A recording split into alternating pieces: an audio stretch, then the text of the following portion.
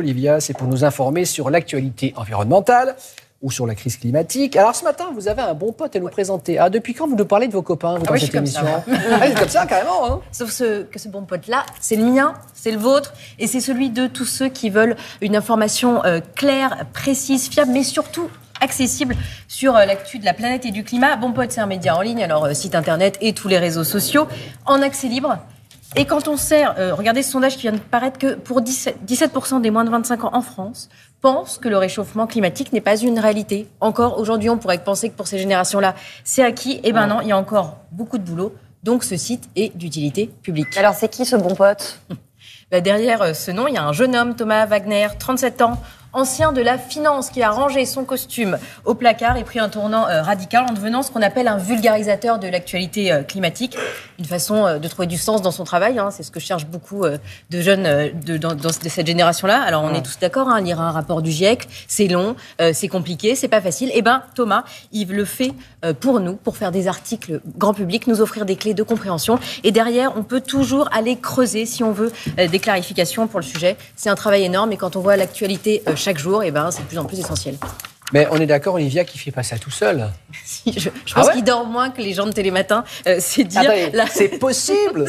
Eh oui, je ne pensais pas, mais si la rédaction en chef le font, c'est lui. Il écrit 90% des articles, même si certains experts en écrivent. Et puis, il va toujours chercher des vérifications, c'est-à-dire qu'on voit cet article sur cette information tomber la semaine dernière, c'est-à-dire que dans quelques années, il n'y aura plus de banquise en été en Arctique. Ça va avoir des conséquences sur les phénomènes météorologiques extrêmes notamment.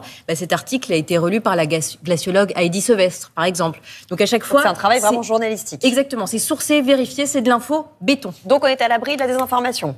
Ah oui, et c'est le meilleur moyen de lutter contre, si vous voulez, parce qu'il s'appuie sur la science et il va lutter contre un peu la fake news récurrente, un peu bête et méchante, comme quand il faut rappeler une énième fois que le réchauffement climatique qu'on connaît actuellement est d'origine humaine. Et puis il va aussi sur la désinformation par manque de connaissances, finalement, un peu comme sur la voiture électrique, qui est un sujet assez complexe et sur lequel, du coup...